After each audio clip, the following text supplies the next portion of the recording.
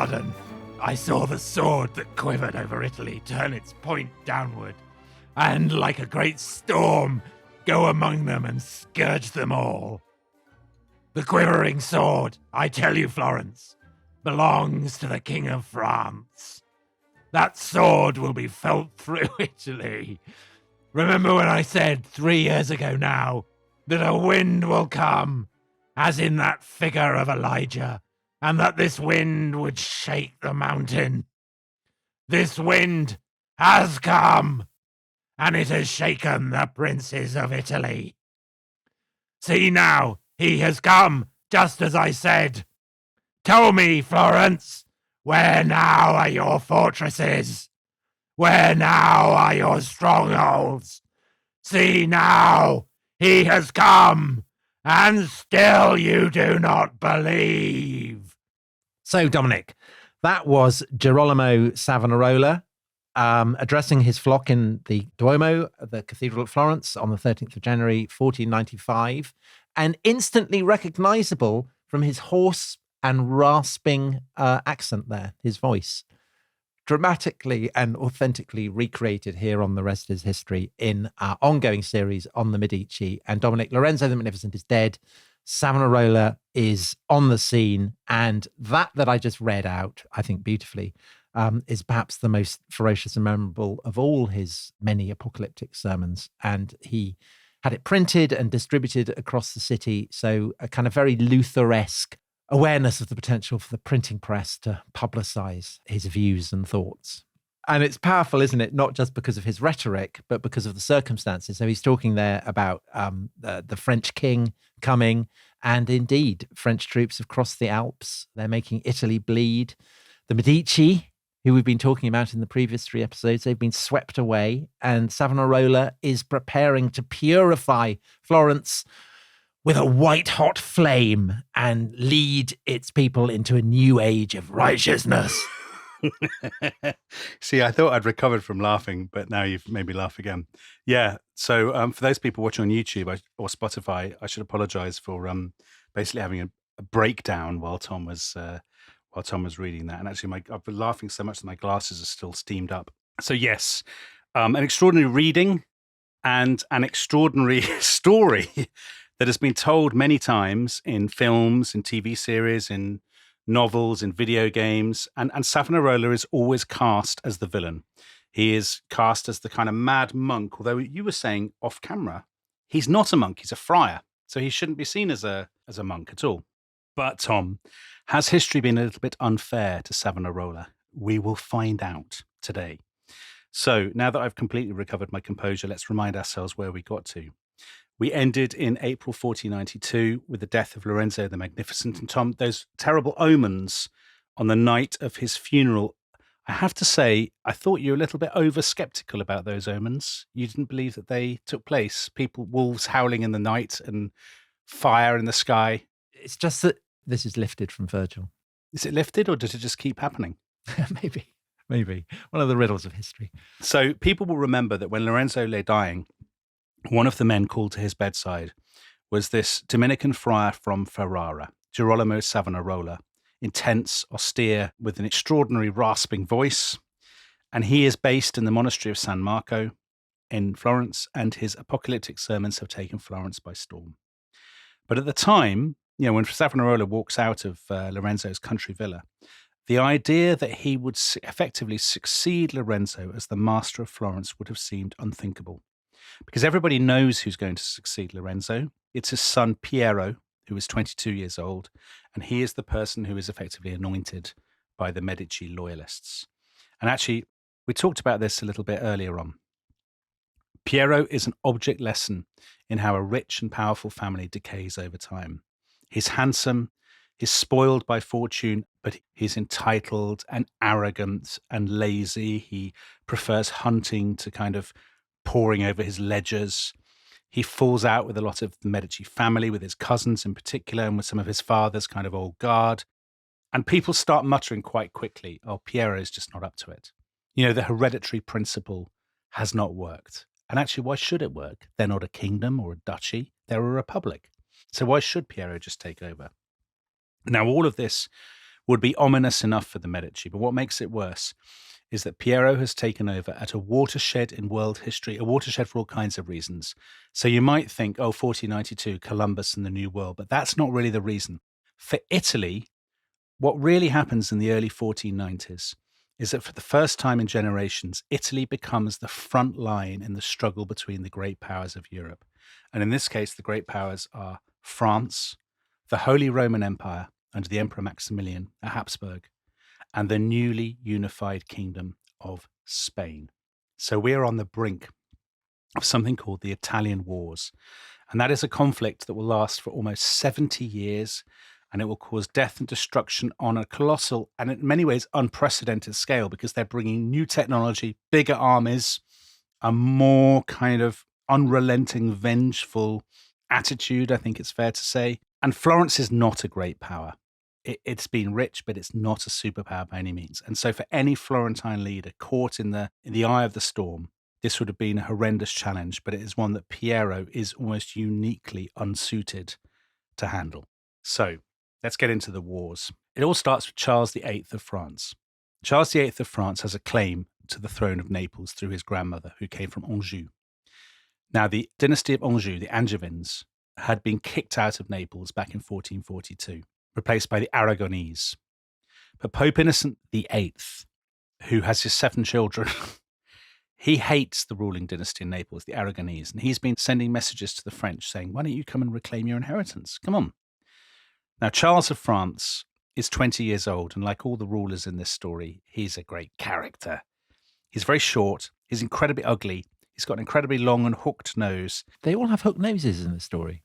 Yeah, dude, it's the Renaissance. Everyone's got it by law. Everyone has to have a hook nose. He walks with both a crouch and a limp, which I think is an interesting combination. He twitches compulsively like Peter the Great. However, Charles loves the thought of this. France is at peace. He has an enormous army, the largest and most modern in Europe, and he has groundbreaking artillery that are firing iron cannonballs. And this artillery really is a game changer in kind of military technology. And he's got the support of the papacy, and he also has the support of the great power in northern Italy, which is Milan. Lodovico Sforza, who is the regent of Milan, hates the Neapolitan royal family and keeps saying to Charles, come on, let's have a go at the Neapolitan. I hate Naples. Let's do this. So even before Lorenzo died in 1492, dare I say, the storm clouds of war were looming overhead. And everybody knew that this war, when it came, would be really, really brutal. That the French would be coming with an enormous army. It wouldn't be like the sort of slightly performative Italian wars of the mid-15th century, where it's sort of lots of mercenary companies who basically spent a lot of their time boozing and just behaving badly in taverns and sort of hiding behind hedges. This is going to be really serious stuff. And then there are 2 crucial developments. In August 1492, so a few months after Lorenzo died, Pope Innocent died, and he was succeeded by a tremendous person, Rodrigo Borgia, who becomes Pope Alexander VI.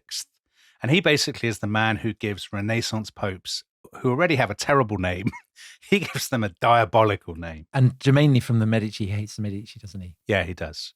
Now, unbelievably, although he's from Aragon, he loves a political machination. So he's constantly changing sides, plotting against one side then the other. You know, he's going to have some fun with this. And then the other development, in January 1494, King Ferrante of Naples, you may remember he liked to sit around with the embalmed bodies of his adversaries, or so men said. He died unexpectedly, and he was succeeded by his son Alfonso. So Charles in France said, brilliant, this is the time, this is the moment.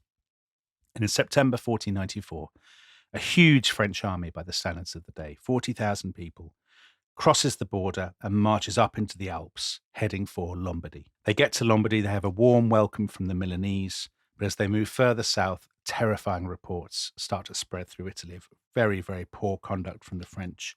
They're sort of using their siege artillery to smash their way into towns. For the first time, towns are falling within days or even hours rather than the weeks and months of old. And the French, when they get inside, they are caught, horrendous massacres and sackings of the towns and stuff. And spreading syphilis, isn't that right? The French lead the world in sexually transmitted diseases, then as now. And syphilis is their great contribution to Renaissance culture. I just saw Theo flicker up on the screen there, shaking his head sorrowfully. Anyway, the question for Florence is, what are the Florentines going to do? Now, already Charles has sent messages to Florence saying, I want safe passage and guarantees for my army. But Piero, spoiled brat, he's very close to the Neapolitans, not least through his wife, whose family have estates in southern Italy, so he refuses. And then Charles does something that Piero did not expect. Charles expels all Florence's merchants and bankers from France, from the largest country in Europe. So kind of imposing sanctions. Yes, a massive, irreparable economic shock to Florence, which is already experiencing a downturn. And at this, loads of people in Florence panic and they say to Piero, come on, oh my God, you have to do a deal with this guy. But again, multiple times, in fact, Piero says no, even though the French army are closing in on the border of Tuscany. By October 1494, Charles has reached the frontier fortress at Fivizzano. He seizes the castle. He slaughters a lot of the inhabitants. He is now just 3 days away from Florence, and Piero is in a total and utter funk. He's sending begging messages to Naples and to Venice, come and help me. But of course, no help comes. In Florence, the mood is very dark. And of course, one man more than any other has seen this coming. He has been telling people for years the end of days is at hand. And that man is Girolamo Savonarola. Now, we know, Tom, that Savonarola is drawing on an old apocalyptic tradition. But his supporters say, you know, he knows things. He's seen this happening. He can see the future. He really is a prophet, and he's been proved right. Because you'll remember that after Lorenzo's death, he had had this sort of vision, he said, of a sword over the earth, and the words, the sword of the Lord over the earth quickly and soon. And he has been telling people, a new Cyrus the Great is coming for the children of Israel. And by that, he means Florence and the Florentines. No fortress will resist him. And of course, people at the time, as Donald Weinstein, Savonarola's biographer, says, people at the time are not mugs. They think he's talking about Charles VIII. This is obviously what's going to happen. And is that luck, do you think, on Savonarola's part, or is he a keen student of French geopolitical ambition?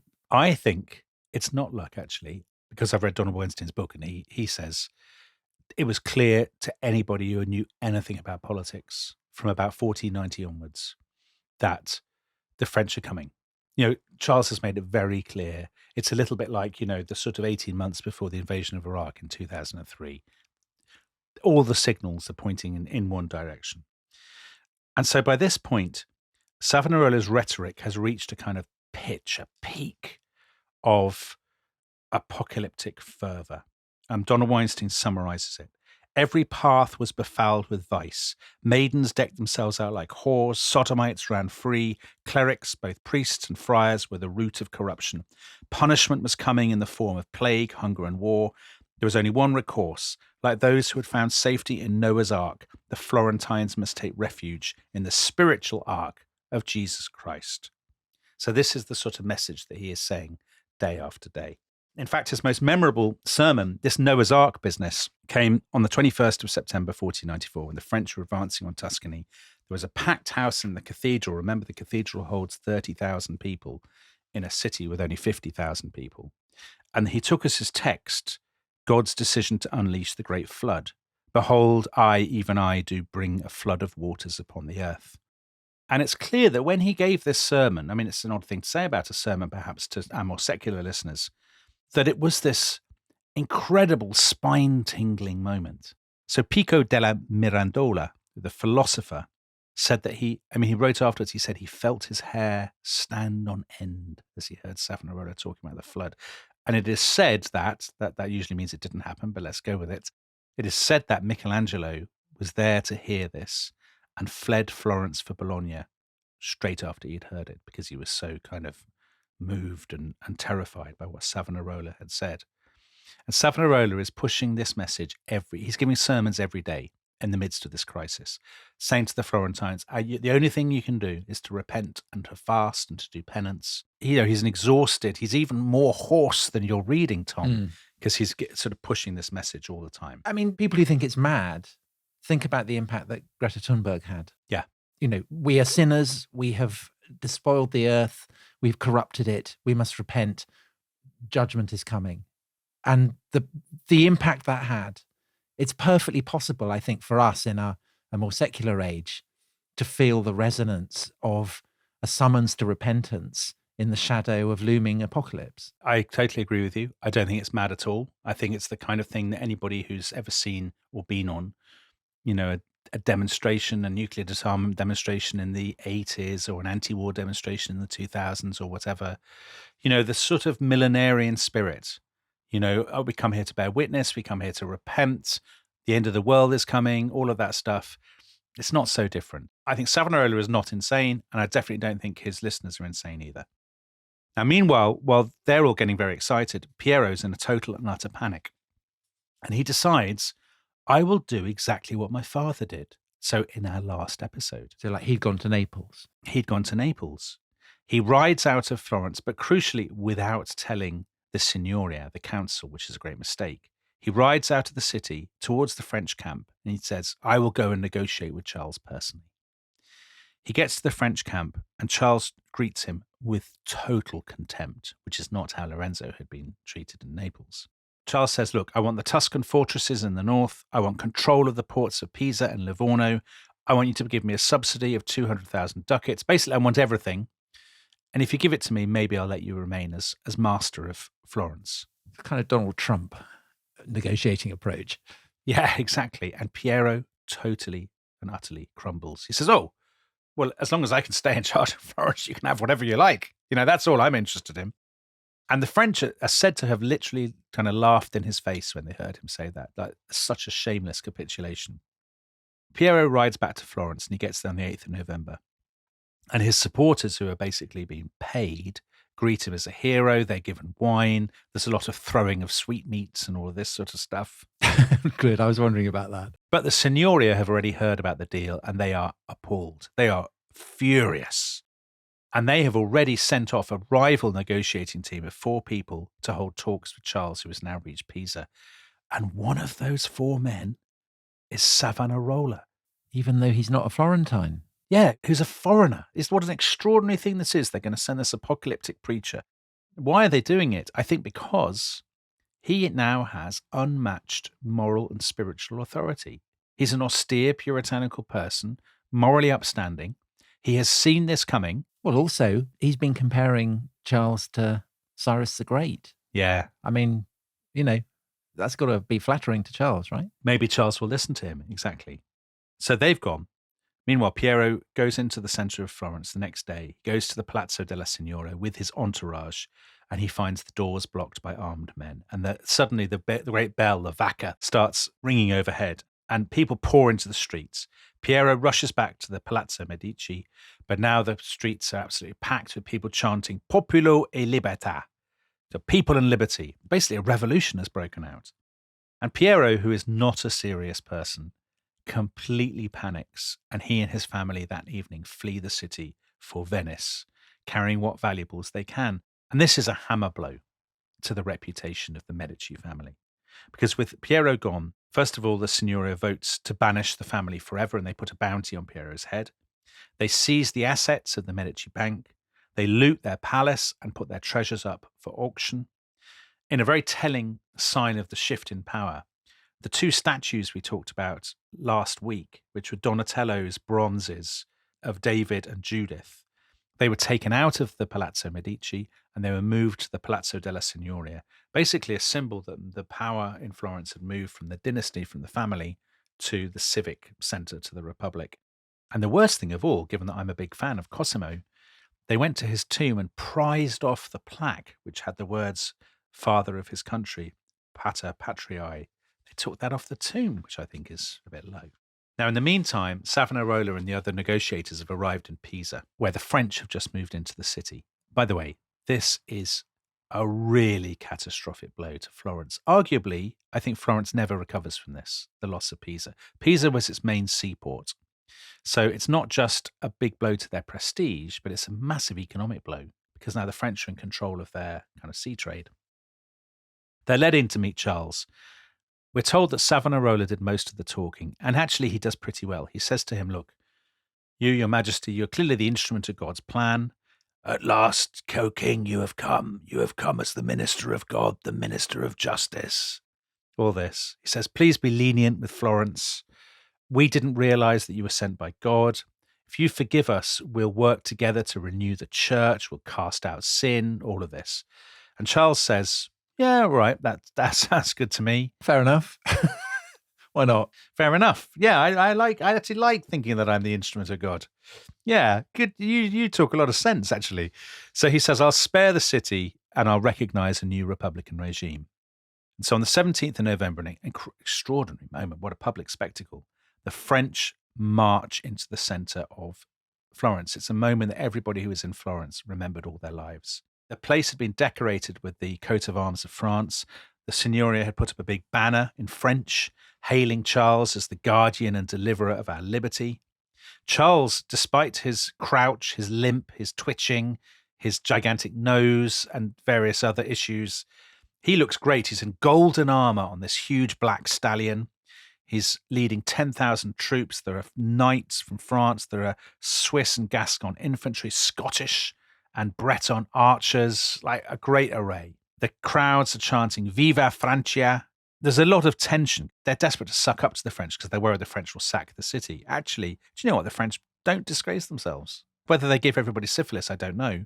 But they don't sack the city. Eventually, they strike a deal, an alliance. The Florentines will give Charles a subsidy, big subsidy, 120,000 florins, and off he goes. I mean, it's amazing there are any florins left in the city by this point. Just seems to be draining away. Exactly. So off Charles goes to Naples, and there's a massive sigh of relief. And everybody says, do you know who the hero of this story is? It's Savonarola. He saw it coming. He went to Charles. He got us a good deal. What an absolutely tremendous fellow he is. So hooray for Savonarola. Yeah, hurrah for Savonarola. What a tremendous person. But there are two consequences of this that I think matter. One, lots of people now really do think that Savonarola is not just any old prophet, but he's theirs. He's the hero of Florence. He's an intermediary between Florence and heaven and God. And so what he says goes. And the second and the very dangerous thing, I think, is that Savonarola himself undoubtedly believes this. So maybe, I mean, it's hard to say, who can tell? Did he always think it? Did he suspect it? Did he hope it would be true? But really, he's had the proof. Who wouldn't think it after things have worked out in this way? And so all those writers who've seen him as a sort of a hypocrite or an opportunist or a charlatan, the most famous one is Machiavelli. Machiavelli, who was there, Machiavelli thought he was a total charlatan and a con man and whatnot. But actually, the trend among his biographers is to say he's not a charlatan. He really thinks that he has this mission, that he's been appointed by God. There are many reasons why Machiavelli is shocking to those who read him in Renaissance Europe. But one of them is his refusal to acknowledge that people like Savonarola might be acting from very, very deeply rooted Christian principles. Yeah. He sees everything as sham and hypocrisy. Yeah. Just to reiterate, I mean, what Savonarola is representing is an impulse that is recognizable for 1,000 years of European history. And this is the midpoint of it.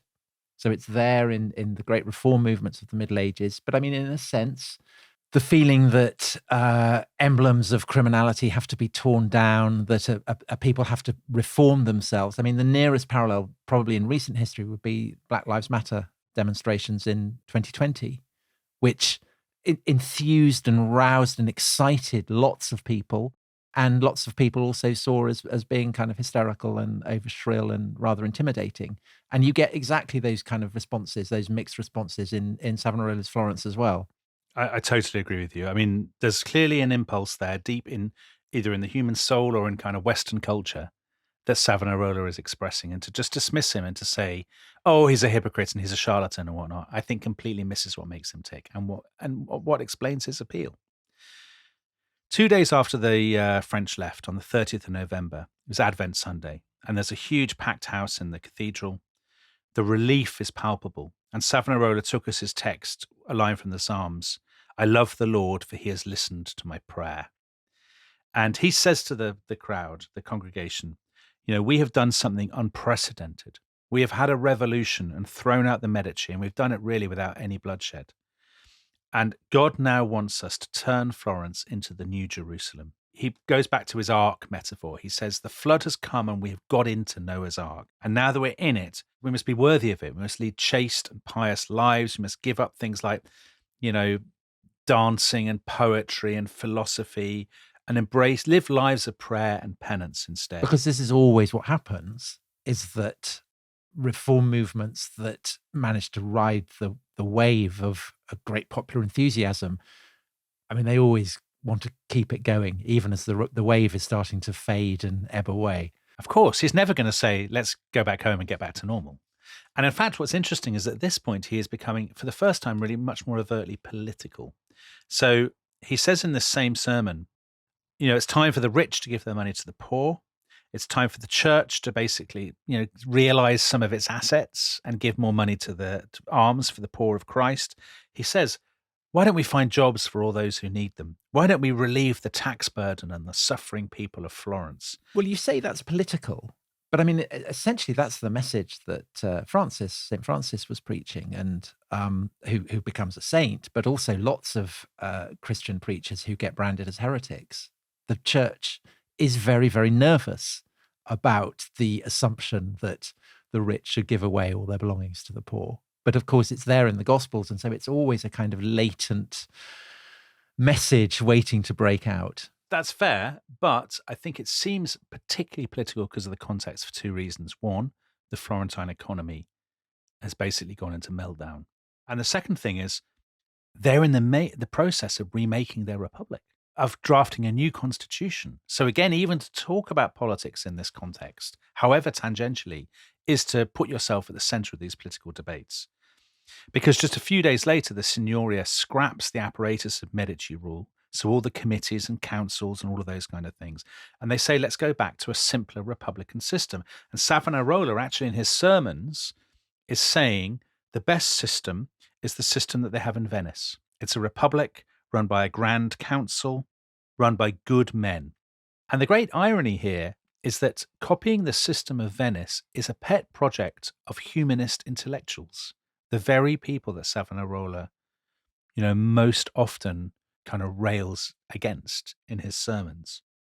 But after a revolution, this idea of a more representative, simpler system of good, virtuous people, a kind of more populist system in a way, is bound to resonate on the streets. And so it is that by Christmas, they've agreed this new system, and we don't need to massively go into it, but basically they have one grand council, much more representation, some estimates that as many as 1 in 4 Florentine men are now eligible to be on the council. So they've almost widened the kind of political base. And you can see why people are very excited, and they think, we're closer to achieving real liberty than ever before in Florentine history. And although Savonarola himself, ironically, cannot join the council because he's not from Florence and he's a clergyman, there's a sense, I think, now that his moral authority reaches into almost every aspect of the city's life. So we've been comparing him to Luther, but here, of course, he really resembles Calvin, the great French preacher who goes to Geneva and sets up a godly republic there.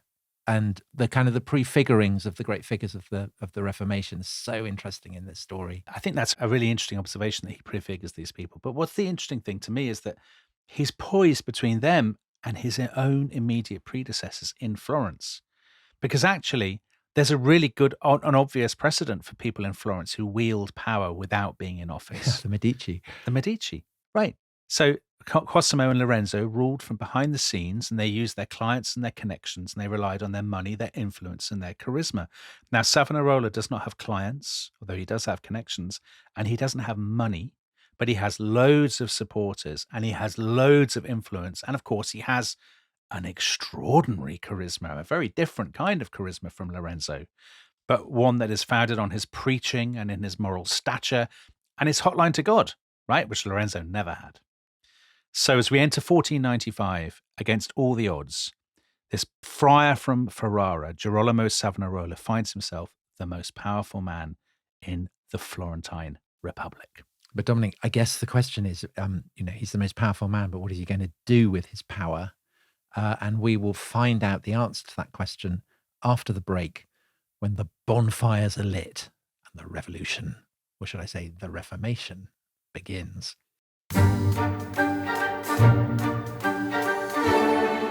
Hello, welcome back to The Rest is History. So, Dominic, the year is 1495 and Savonarola is now the most powerful man in Florence, despite himself not being a Florentine. So the big question, what does he want? What's he going to do with this power? Well, I think it's much easier to say what he doesn't want than what he does. So, I mean, he talks about a republic of virtue, about prayer and penance and stuff. You know, he talks about that, but actually what he talks about, what really gets him going when he's talking is all the things that he hates. And these will be very familiar to anybody, you know, who's ever read about Puritans of various kinds throughout history. Drinking, gambling, swearing, prostitution, and I quote, provocative dancing, fireworks, the things that actually attract intense criticism to this day. Now, interestingly, one of the things he really hates is gender fluidity. So he specifically objects to men with long hair. He doesn't like people who wear tight hose, so basically tight trousers, and fancy coloured capes, because he says these things erase the divinely ordained distinction between the sexes.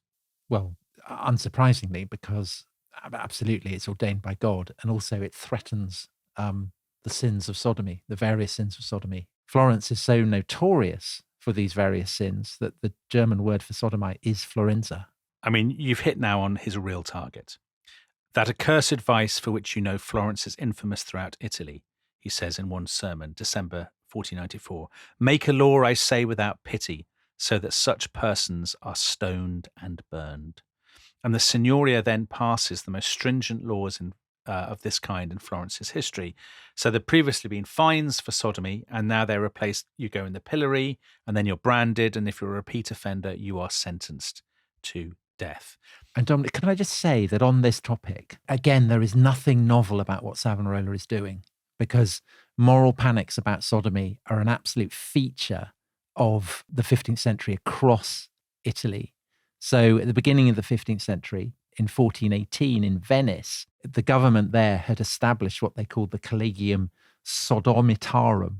So this is a magistracy that is specifically charged with eradicating what they describe as the crime which threatens a city with ruin. And we talked about Bernardino coming to Florence and having bonfires of vanities and things like that. And he had preached in the Duomo and had urged his congregation there to display their hatred for sodomy by spitting on the floor. And the sound of expectorations had rung throughout the vaults of the cathedral. So, you know, he is capitalizing on what seems to have been a kind of consistent moral panic. And a panic, actually, I think, born out of the fact that although the church teaches that homosexuality is shameful and illegal and a sin and whatnot, it actually seems to have been reasonably tolerated in mid-15th century Florence. So Donald Weinstein points out middle-class Florentines generally got married quite late, the men, in their 30s. And he says there are very few opportunities for them to basically have any relationships with women, with respectable women before that. So they resorted to female prostitutes or to young men. And there were particular taverns that were well known as kind of cruising grounds where people would pick up young men. Yeah, and this is why I think, you know, even in Germany, Florence has this reputation, a bit like Right. maybe Amsterdam has had, you know, since the war for Europeans. And there's some historians who explain this. They say the reason this happens is basically because under Lorenzo the Magnificent, he allows this to flourish. There's a sense of sexual license because it's basically a way of distracting people from the fact that their political liberties have been severely curtailed. You know, basically, he'll control the elections, he controls the money and the power, and in return, you know, go to the taverns and do whatever you like. Now, the irony is that Savonarola's crackdown doesn't work at all. That's actually so often the case in history. These harsh new penalties are completely counterproductive because officials don't want to impose them, and people don't want to report their neighbours if they're worried they're going to be killed. So prosecutions actually fall in the 1490s under Savonarola's moral regime, and his rhetoric therefore becomes even more strident. Are there any councillors present? I would like to see you build a nice fire of these sodomites in the piazza, 2 or 3, male and female. Make a fire that all Italy can see, he says in July 1495. And I guess that brings us to, well, two of the really celebrated elements, or if celebrated is the word, much discussed elements of Savonarola's regime, both of which are often cited as anticipating chilling things that happened in the 20th century. So the first one is the bonfire of the vanities. And this, I think, is probably the one thing that there'll be a lot of listeners who've maybe vaguely heard of Savonarola. And if they've heard one thing about him, it's that he had a bonfire of the vanities. In the popular imagination, it's a huge public bonfire of books and artworks anticipating the book burnings of the Nazis. But the truth, as you've already mentioned, so many of Savonarola's aspects of his regime are not new. And Florence has already had multiple bonfires of the vanities. There'd been bonfires of the vanities under the Medici. The only difference really with Savonarola's is that it feels more official. It's held on the date of Carnival, which always comes before Lent, and it's held in the Piazza della Signoria, so not outside a church, but outside the main civic building, the centre of civic power. And it's in 1497, they built this huge wooden pyramid with 8 sides, and each of the 8 sides there are 15 shelves. And they fill the 15 shelves with, and I quote, well, I'm not going to read the whole list, but shameful pictures and sculptures, gambling devices, musical instruments, music books, masks, playing cards, dice, lots of women's stuff, diadems, hair pieces, cosmetic cases, perfumes, wigs. Interesting, because the bonfires organized by Bernardino, the great anti-sodomite preacher, had specifically focused on clothing that was associated with gender fluidity, if you want to put it like that. So the sense that both sexes, they need to maintain a sobriety as well as a distinctiveness is kind of manifest in these great auto-da-fe. Yeah, exactly. Now, I think in the popular imagination, if you imagine this, you can sort of imagine the crowd looking on in shock, a gaggle of kind of hard-faced friars, kind of pinched white faces setting light to these things. But this is actually not right. There were huge processions, because I remember it's basically coinciding with what would once been the carnival. So there are thousands of people.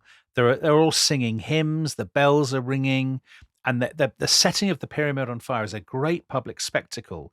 And destruction is fun, isn't it? I mean, particularly if you feel kind of that right is on your side. So again, I mean, a kind of, Black Lives Matter parallel, pulling statues down, throwing them into the sea. It's great. People weren't po-faced about that. It was a kind of... They're whooping and cheering, right? Which is exactly what they're doing at the Bonfire of the Vanities. The sources comment on how happy people were. They were loving it. It was a brilliant day out. Let's burn a load of perfume. Brilliant. Love it. Now, the second thing that Savonarola is well known for is his kind of roving bands of moral enforcers. Lots of societies have had moral enforcers, but Savonarola's are different because they are supposedly different because they're teenagers and children. So supposedly anticipating people like the Red Guards in Mao's Cultural Revolution. Now, again, the origins of this are more complicated. Florence was well known for its problems with gangs. They were gangs of boys called fanciulli. They fought in the streets, and they were particularly infamous for assaulting women, sexually assaulting women in the streets. These are kind of boys and teenagers. And Savonarola wants to fix this. And he and his allies say, well, what we'll do is we'll get these boys, aged 6 to 16, the boys on the streets. We'll make men of them. We'll form them into companies. We'll get them to wear plain clothes. We'll get them to cut their hair. We'll encourage them to elect their own officers. And their job, we will get them to set the moral tone of the city. So he's the Baden-Powell of Renaissance Florence. Again, not new. Religious fraternities had flourished in Florence all through the 15th century.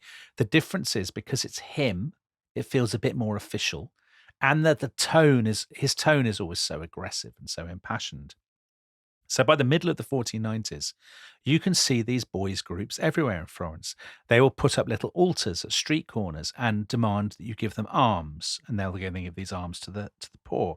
Now, there is an edge to this. If they see a woman with a tiara on her head, they're encouraged to snatch it off. If they see somebody walking down the street looking like a bit of a dandy, so a sort of Benjamin Disraeli figure in like a green suit or something, they'll harass them, and they'll harass drunkards and things. But they're not really beating people up or killing them or doing any of these things. Now, outside Florence, stories of these boys spread. And in Rome in particular, people say, oh, Savonarola has set up a reign of terror. And these kind of gangs of youths roam the streets, making everyone's life a complete misery. But I think this is nonsense, actually, because we know that the boys asked the Signoria for the power to punish homosexuals and prostitutes so that we may purge the whole of our city of vice, they said. And the Signoria said, no, there's no way we're giving you that power. That's demented. So they haven't, the civic authorities have not completely rolled over and given in to Savonarola and his sort of moral shock troops. And are there people who are actively opposed to him? Yes.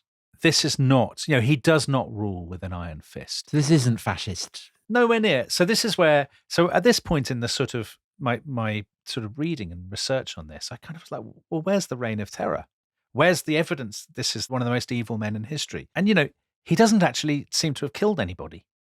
I mean, some of his rhetoric is very unsettling, like the sort of anti-gay rhetoric and whatnot, but he doesn't actually have the power to kill anybody. And he's always challenged. So there are his supporters, the weepers, the wailers, as they're called, the piagnoni. But there are always critics, and they're called the arrabbiati, the sort of the angry ones, the enraged, the furious. And they're probably a smaller group, but they are richer. They are more well-established. They're more kind of patrician, I suppose. And so ultimately they have deeper roots. Yeah, they probably do. Yeah. And I think his rule is always so-called rule. I mean, he's setting the tone, but he's not, he's not sitting in judgment.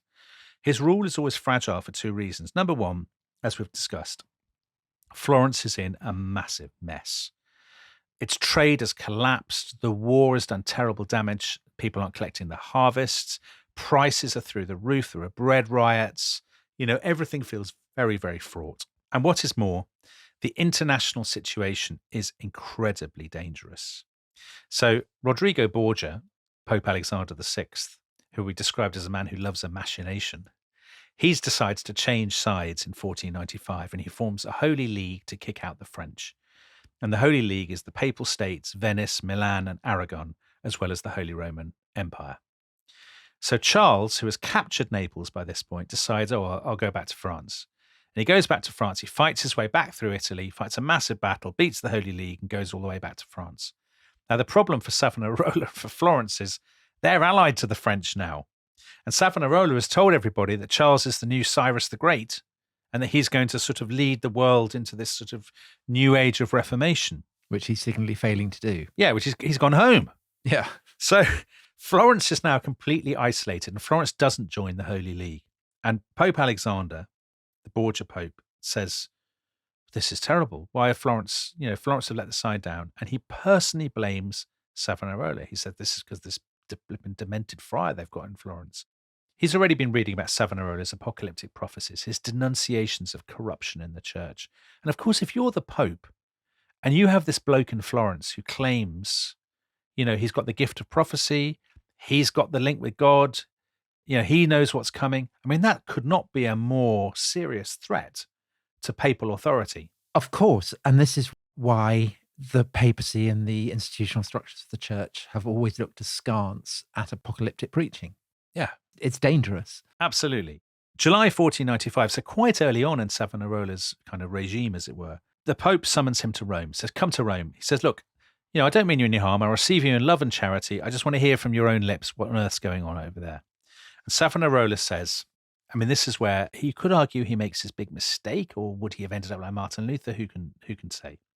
Savonarola says, I'm not coming to Rome. I'm too ill. I've got dysentery. I mean, to be fair, if he's got dysentery, you probably don't want to see him. I've got dysentery, and I'm worried I might be assassinated on the way. Now, his refusal to come to Rome is a very, very serious step. You can see why he does it, because he's worried that if he gets to Rome, he'll almost be put on trial at the papal court. He'll either be made to admit that he's an imposter, to back down, or he'll be condemned as a heretic if he sticks to his guns. So he kind of thinks it's lose-lose, I'll stay where I am, thank you. But of course, by not going to Rome, he sets himself dead against papal authority, and he makes a confrontation pretty much inevitable. So then there's a long standoff. The Pope, at the end of 1495, he accuses Savonarola of falling victim to perverse dogma and insanity of mind. He bans him from public preaching. Savonarola completely ignores this. Preaching is his power. It's his power base. If he stops preaching, he loses all his influence. And as the time goes on, his rhetoric becomes ever more aggressive. He really openly condemns. He's always talking about popes and prelates and how corrupt they are. He says, I'm Moses leading my people across the Red Sea. Which presumably makes the Pope Pharaoh. Exactly. He's casting the Pope as Pharaoh. The Pope's not going to like that. The Pope hits on another wheeze. He says, I want to reorganize all the sort of Dominican authorities in Italy and put Savonarola's monastery under a new kind of regional jurisdiction. If Savonarola agreed, that would mean they could transfer him out of Florence and put him in a different monastery. So Savonarola just completely ignores it and says, I'm not even listening to you now. So this, I think, suggests that Savonarola really isn't a charlatan. He's not a con man, because a con man at this point, he'd run away or he'd give in to the Pope or he'd find a compromise. Savonarola has drunk his own Kool-Aid. And also, Dominic, just to say, he's not corrupt. He's not using his position to make money or anything like that. Do you know, a funny thing is that people always say about Savonarola in this sort of popular accounts, the great monsters of history, the one thing they always say is he's a hypocrite. And yet he's not in any way a hypocrite. I mean, this is the thing. There's a sort of assumption when somebody is a Puritan and a reformer, they must be a hypocrite. There's probably all kinds of stuff going on in the back office that we don't know about. But actually, in this case, there's nothing. There's no sexual decadence. There's no greed. There's no sort of, I'm not saying I'd have him round for dinner, but he's not in that sense an evil man. Yeah, I mean, if you wanted to reform Chipping Norton, you'd have him in, wouldn't you? He'd be the guy. Yeah, I suppose. Yeah, I probably would. I don't think we'd natural soulmates. Well, you'd play the role of a kind of Medici prince. I suppose I would, yeah. You could retire and just let him crack on. Yeah, I'd use him against my enemies while I was on a night out in Dublin after a Rest is History recording with Paul Rouse. That's exactly what would happen. So we get to 1497, and we haven't had enough bombshells in this episode, so let's have a few. First of all, Charles VIII, he really let Savonarola and God down. He signs a truce with the Holy League. So now the French are out of the war. I mean, that's a terrible blow to Savonarola's credibility. And he hasn't done his Cyrus the Great stuff. He hasn't done his Cyrus the Great, and also he hasn't given Pisa back to the Florentines. So the Florentines have lost Pisa. They've got nothing to show for it. Bad on every level. Then, the summer of 1497, the Pope excommunicates Savonarola. And the order is read out across Florence in the churches. And Savonarola says, listen, nobody needs to take any notice of this. The Pope's based this on false information. And an excommunication based on false information is no excommunication at all. So it's interesting that, unlike Luther in a similar situation, Savonarola isn't attacking it on theological terms. No. See, it's interesting. He never gets into that kind of theological debate. That's not really his thing, which is a big difference with Luther. But there's a definite sense, I think, that momentum is shifting now because rival religious orders in Florence, and don't forget, a lot of these religious orders absolutely despise one another more than they do people who aren't even Christians. Like the Franciscans. The Franciscans can't stand Savonarola. And there are Franciscans who are calling him, and I quote, a hypocritical, lying and false prophet. Very openly. So the idea that he's got this reign of terror and censorship is just not right. There you can see sort of obscene graffiti on street corners mocking him. Don't they put nails into the pulpit or something so that he'll hammer down his fist and skewer it? Exactly. There's that. And they also they fixed the rotting hide of an ass to the pulpit to sort of put him off. I think that would put you off, actually. And what's worse, the mood in Florence is really darkening. Basically, they've got nothing to eat. They've got no money. There are waves and waves of plague and disease. There's homeless people dying in the streets. There's all a general atmosphere of kind of misery and paranoia. And do you think that that Savonarola's tendency to harp on all the plagues and disasters and horrors that the apocalypse will bring is slightly starting to lose its appeal now that things are really getting terrible? You made the comparison with the mood of 2020, 2021. As we know, that only lasts so long because people ultimately get bored of it, I think. And Savonarola has a bad habit of blaming people themselves, you see. This is his message. So when people are starving and they've got no money, he says, oh, you repent of your sins. People are like, come on. We want bread. Yeah, we want bread, exactly. In March 1498, 9th of March, the Pope sends an ultimatum to the Signoria in Florence. He says, right, enough now. Shut this bloke down or else. He says, I will put you under interdict. So that means no one can be born, die, or take communion or whatever in Florence. That's right, isn't it? You're basically cast out of the community. You can't live, you can't be born, you can't die. That's the joke. It seems likely he will call for foreign military intervention against Florence unless they put Savonarola under house arrest. But what really frightens the Signoria are the reports that the Pope is preparing to arrest all Florentine merchants and bankers in Rome and to confiscate their assets.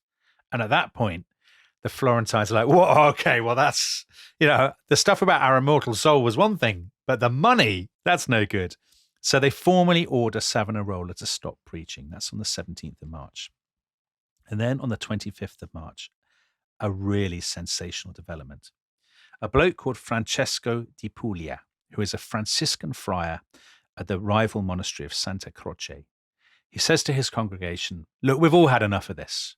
Let's settle this. Let's let God decide. Let us hold an ordeal by fire. Savonarola and I will walk through the flames. And if he can do this and come out unscathed, then he will win. But if he can't, then he will be exposed as a liar. So it's a friar off. A friar and a fire off. Oh, my word. So exciting. And actually, the people at the time are even more excited than we are telling this story. It's like Christmas, their birthday, World Cup final. all in one. Oh, my God. Literally, people are running around the streets. They can't wait. People say, oh, I'd love to do it. I can't. I'll do it too. They're so excited. Now, when the news reaches the Palazzo della Signora, some of the councillors say, oh, my God, are you joking? This is barbaric. One of them actually says, our ancestors would be ashamed of us if we let this go ahead. See, the idea that everybody in the past is kind of sunk in superstition and whatnot is obviously rubbish. Lots of people say, come on, this is mad. Oh, I'd reframe it. I mean, throughout history and into the present, people love a hideous spectacle of suffering. Correct. And lots of people, the majority of people on both sides, so Piagnoni and Arrabbiati, say, oh, I love the thought of this. That's brilliant. This is the final. Let's decide this now. Now, Savonarola is not keen. He says, why would I do this against this Franciscan bloke? He's not my enemy. He'd do it against the Pope, but he's not going to do it against this guy. So one of his cronies, Fra Domenico, he says, oh, well, I'll stand in. I'll do it in your stead. Now, at that point, the original Franciscan says, well, I'm not doing it as some bag carrier. So he gets a stand-in as well, who's called Fra Giuliano. And the deal is that if either of them dies and is burned, then their hero, the guy they're standing in for, will be banished. What nobody ever considers is they might both come out unhurt. What would happen then? They'd, penalty shootout of some description. Yes. It's a huge operation. I mean, imagine seeing this. This would have been so exciting. It's held on Saturday, the 7th of April, 1498, in the Piazza della Signoria, in the heart of Florence. The place where they always have their little parlamentos, the place where they had the bonfire of the vanities. There it is. All foreigners are kicked out of the city. The gates of the city are closed. The streets are barricaded. There are armed guards everywhere. And that morning, Savonarola and Domenico lead their supporters from the monastery of San Marco. They're holding crosses and they're singing psalms. Savonarola's put on a special white velvet robe. He looks splendid. And he's carrying the host, which is the body of Christ, isn't it, from communion. They get to the square. There are grandstands in the square filled with support fans. They're not women. Women are not allowed to watch this. So the women, if you remember, the women were allowed to watch a load of stallions going berserk over a mare. Remember that? Yes, they were, for their entertainment. Yeah, and people said it was especially good for girls. Educational. Yeah, but they're not allowed to watch this burning. They've built a long kind of brick platform from the Palazzo della Signoria into the square. And it's lined with kind of sticks and branches and brushwood. So this is the fire, and the fire will be on either side. And there's a very narrow gap, and you have to walk down the middle kind of through the fire. So kickoff approaches, which is moments from kickoff, and suddenly a massive row. It's like the 1978 World Cup final between Holland and Argentina, a dispute about somebody having a bandage on his hand. There's a huge row. Domenico wants to carry a crucifix, and the Franciscans say, you can't take a crucifix into the fire. Come on, that's poor. Savonarola says, you're right, actually, you can't. I think you should take the host instead. Now a huge row. The Franciscans going berserk at this. Take the host into the fire, are you joking? Well, it's kind of like taking drugs, isn't it? If you're a cyclist or something. Doping. Of course, it's massive doping. It's like theological doping. The crowd are getting very restive. Come on, get on with it. Because time is passing and they're like digging into the Bible to find precedents or whatever. And then, unbelievably, they hear thunder and it starts to rain. Oh, no. So actually, it's not a football match. It's a cricket match. It's a cricket match. It is a cricket match. It rains and rains and rains. And basically, you get to mid to late afternoon, and it's pretty obvious the rain is not going to stop. No, there'll be no play today. There'll be no play today. Exactly. Now, as they all go back, the crowd are absolutely furious. They've given up their time at a weekend for nothing. And the person they blame is Savonarola. All this nonsense about crucifixes and the host, you were just playing for time. You didn't even want it to happen because you knew you'd lose. And maybe he could see the storm clouds literally approaching. Maybe, yeah, coming over the mountains. As he goes back to his monastery, they're being jostled, he and his supporters, by the crowd. And it's only because they've got armed guards they're able to get back to the monastery. And that night, some of his supporters say to him, come to San Marco, and they say, look, mate, the city's turned against you. We need to crack down now. We need to get weapons, otherwise we're in real trouble. And Savonarola says, no way. You see, this again suggests to me he's not one of the most evil men in history, because he says, that's the last thing I want, to have bloodshed on the streets of Florence. I hate that idea. Isn't he kind? So the next day is Palm Sunday, services all day in the cathedral, and a sense of tension. And at Vespers, fighting breaks out between pro and anti-Savonarola people, and the crowd starts chanting, let's go to San Marco. And there's a real sort of sense of passion has reached a crescendo. And the crowd becomes a mob, and they surge through the streets all the way toward the monastery. And there, Savonarola is leading an evening service. Remember, this is a man who's been excommunicated, so he shouldn't really be doing this. He's actually kneeling before the crucifix when they hear the first kind of banging and crashing on the doors and shouting and people throwing stones. Basically, they're under siege. Now, some of his monks had thought this was coming and had been stockpiling weapons. So they're like, brilliant, let's do this.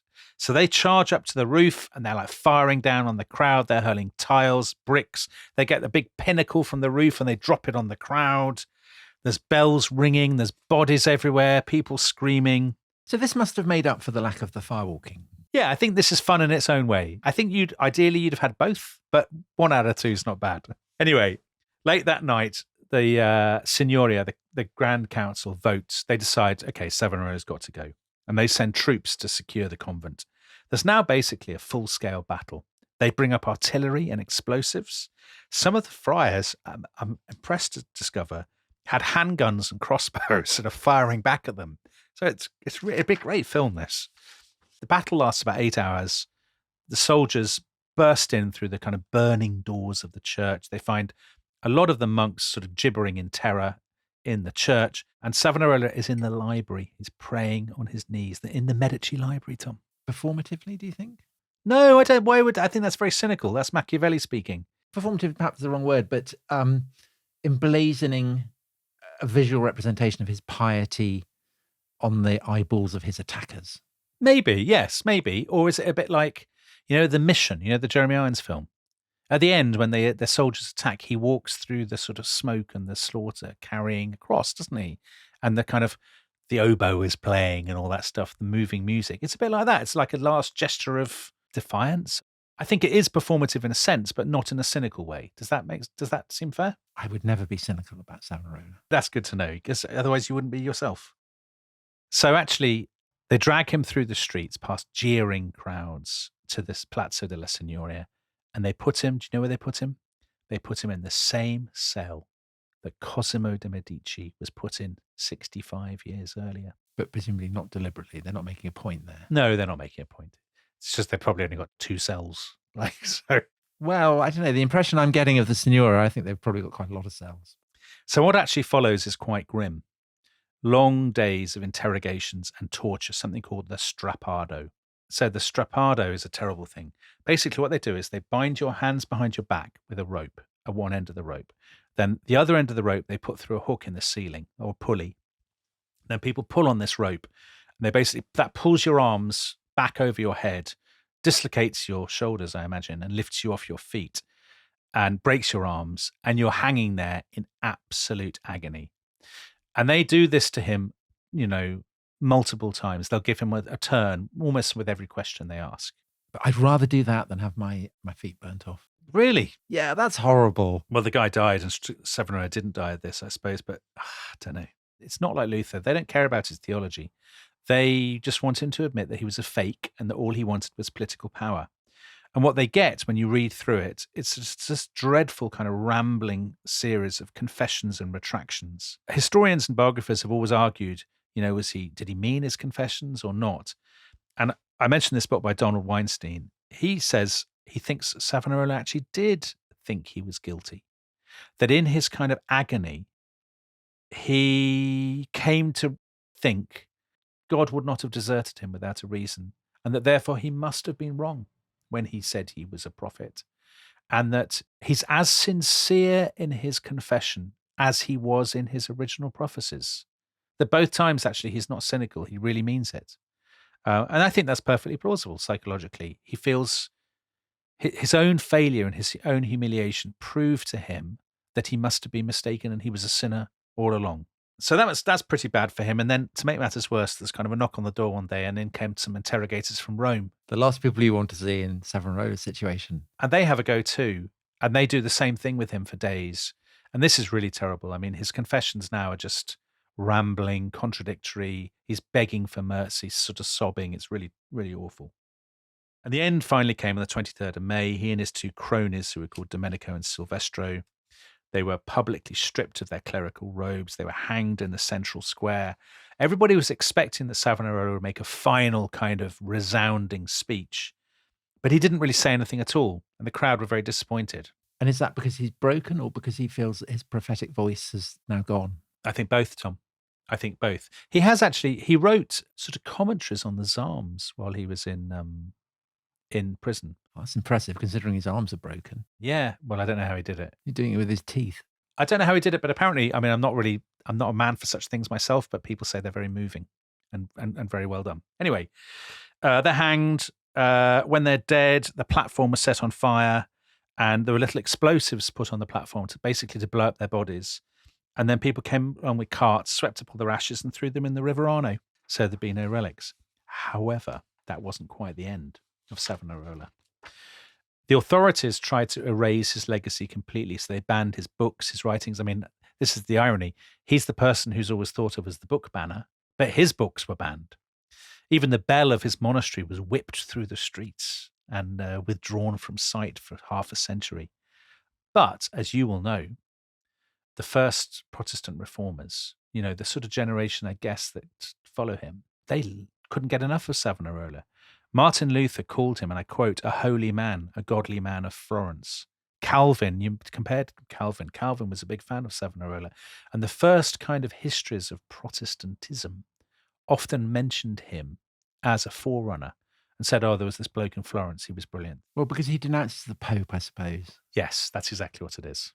So anyway, he's dead. What do I think of him? I think it's pretty clear what I think of him to the listeners. I actually feel quite sorry for him. I don't think he was one of the most evil men in history. What do you think, Tom? I mean, the whole way through the Middle Ages, from the 11th century onwards, you have these reformers who summon Christians to repentance and to often targeting wealth specifically. And sometimes they become saints and sometimes they're condemned as heretics.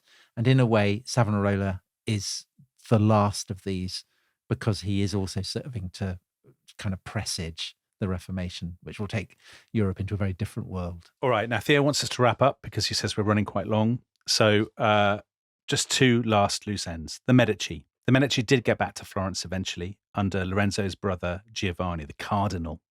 He recaptured the city with papal troops in 1512. The Medici ended up becoming hereditary dukes of Florence and then Grand Dukes of Tuscany, and they ruled until the 18th century. And Tom, as you pointed out in the first episode or the second episode, I can't remember, they produced a couple of popes and a couple of queens of France. Catherine de Medici. But I think it's telling that the Medici who really dominate the world's imagination are the first ones, Cosimo and Lorenzo, and that is because of the other loose end, which is Florence. Florence never recovered, really, from the turmoil of the 1490s, because by the time the Italian wars were over, in the middle of the 16th century, Florence had basically lost its reputation for financial innovation and economic prosperity, and was becoming a bit of a backwater. And that, of course, is great for its future as a tourist attraction. because it means that the glorious architecture of the 15th century is kind of preserved. Yeah, I think that's dead right. So nobody really cares about the later Medici, and we probably won't do them, but we will do another Italian family on this podcast, who we've already mentioned, and they are, of course, the Borgias. And you can look forward to that perhaps next year. First, before we come to them, the next series we'll be doing much nearer in time, because we are crossing the sea from Britain to Ireland, to Dublin, to explore the Irish War of Independence against Britain in the aftermath of the Great War going into the 1920s. And as always, of course, members of the Rest is History Club will get early access to those 6 epic episodes, and you can sign up for them at therestishistory.com. So thank you, Dominic. Thank you, everyone, for listening, and goodbye. Arrivederci.